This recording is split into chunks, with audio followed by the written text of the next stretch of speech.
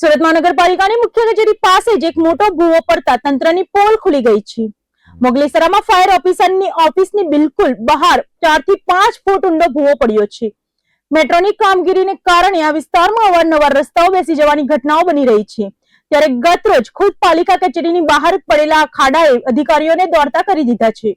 સુરત મહાનગરપાલિકાની મોગલેસરા ઓફિસની બહાર ગતરોજ અચાનક રસ્તો બેસી ગયો હતો। ફાયર ઓફિસરની ચેમ્બરની બિલકુલ બહાર અંદાજે 4 થી 5 ફૂટ ઊંડો ભૂવો પડતા અફરાતફરી મચી ગઈ હતી।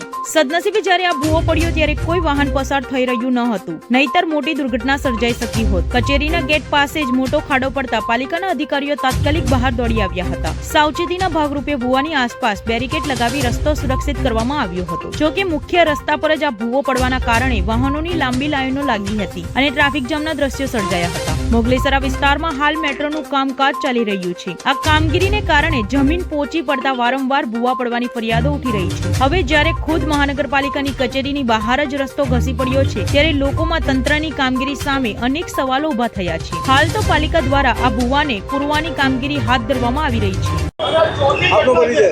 સરફરાજભાઈ ઘાસવાલા। શું થયું? ઘટના કઈ જગ્યા પર ઘટી છે?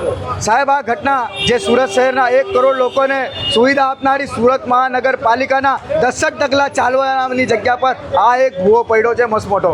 તો આમાં શું નથી ના ભૂવો પડ્યો? સાહેબ, આ ચોમાસાનો ભૂવો નથી દેખાતો, આ અમને કોઈ ભ્રષ્ટાચારની ગંધનો ભૂવો દેખાય છે। કેમ કે જો આ ભ્રષ્ટાચારની ગંધનો ભૂવો ના આવતે તો આ જે છેલ્લો ભૂવો હોતે, આ ભૂવા સદંતર ચાલુ ને ચાલુ જ છે।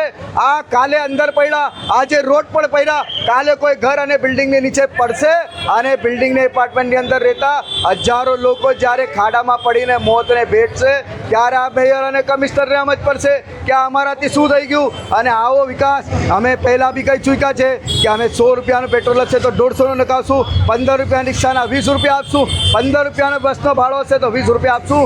પણ સસ્તી મેટ્રો સેવાના લીધે જે લોકોથી જાનના લીધે જાનના ભોગે જો આવો વિકાસ થતો હોય એવો વિકાસની અમને જરૂર નથી। અમે ચોક્કસ વિકાસની સાથે છીએ, પણ કોઈ ભ્રષ્ટાચાર સાથે વિકાસ થતો હશે એવો ભ્રષ્ટાચારી વિકાસ અને જો લોકોના જીવની સાથે તાળવા ચોંટાડી દે, કોઈનો ઘરનો દીપક બુજાઈ જાય એવા વિકાસ સાથે અમે સહમત નથી। અમે મેયર અને કમિશનરને કહીએ છીએ કે તમે જો લોકોના જીવ સાથે રમત રમવાનું બંધ નહીં કરશો, તમે આવનારા સમયમાં લોકોના હિત માટે જો કામ કરવા બેસેલા છો તો એક કમિટીની રચના કરો ને એ કમિટી આ વિસ્તારનો ઇન્સ્પેક્શન કરશે કે આ સમસ્યા કરશે તો નહીં એવો રિપોર્ટ રજૂ કરીને લોકહિતમાં કામ કરે એવી અમારી મેયર અને કમિશનરને આ જીજી વિનંતી।